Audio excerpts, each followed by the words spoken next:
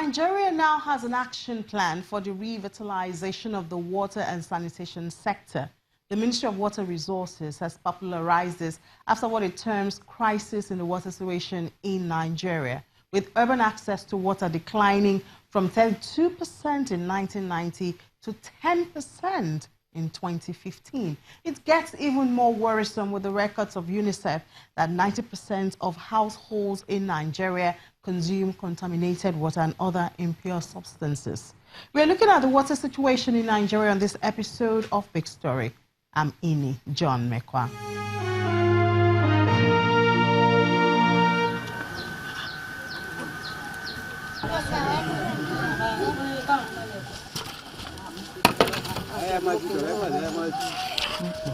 This colored substance is the water that the people of Ajisaye community in Moro local government area of Kwara State have.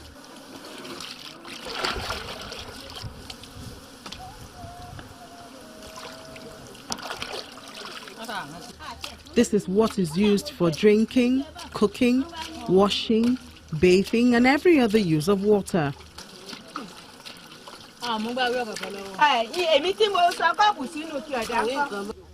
After years of having to travel for at least 4 kilometers to the neighboring community just to get borehole water for daily need, they decided to dig this semblance of a stream for water. For a community of over 1,000 residents, this supply of water is highly insufficient and demands a lot of inconvenient strategy for survival, and every drop is guarded jealously.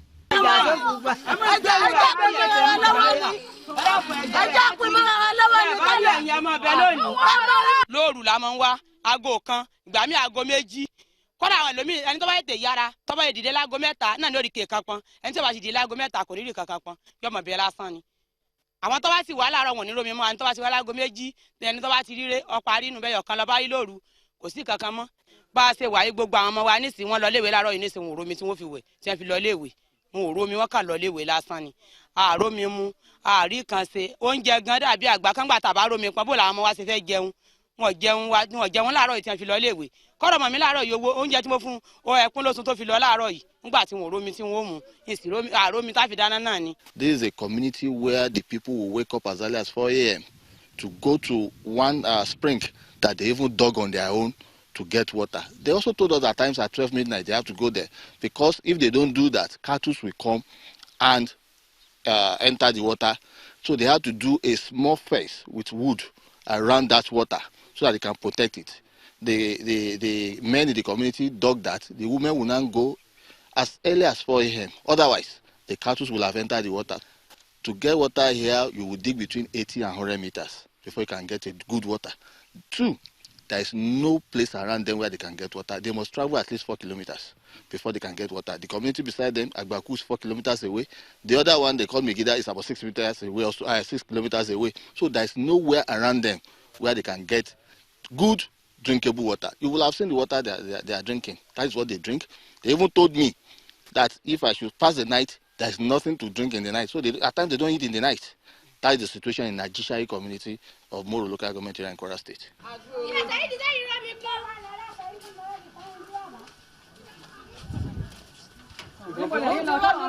In the community, it is obvious that water is golden and the meager resource is scarcely used. Bathing is a luxury and can hardly be taken in full. Kitchens are dry. Plates and pots cannot be washed at will.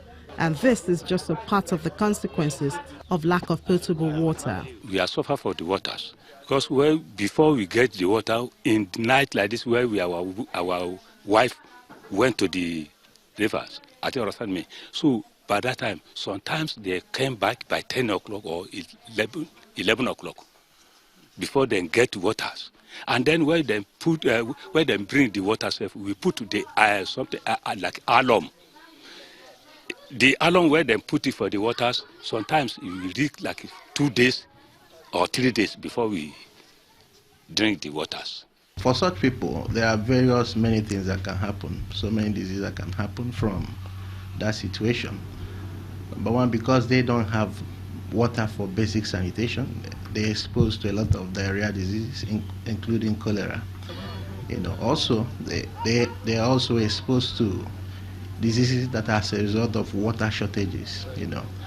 And that's diseases as a result of not having enough water for bathing. We have things like fungal skin infections. We have things like trachoma. We have things like scabies.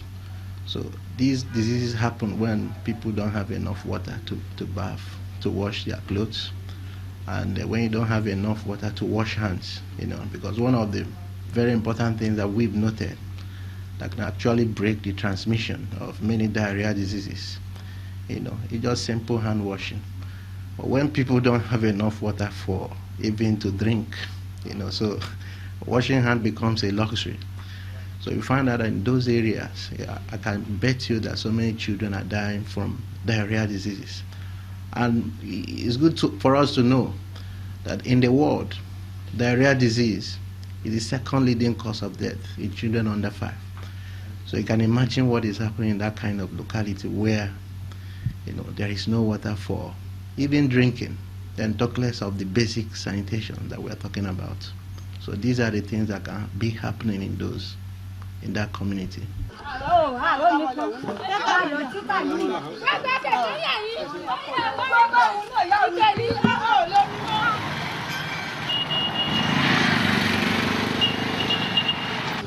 In parts of Abia State, the situation looks much better, even though it's not the ideal picture. This stream looks cleaner, but it still serves more purposes than it ought to. I drank the water the first day I came, and like I drink it now. So, and we also swim here, wash our clothes and other things.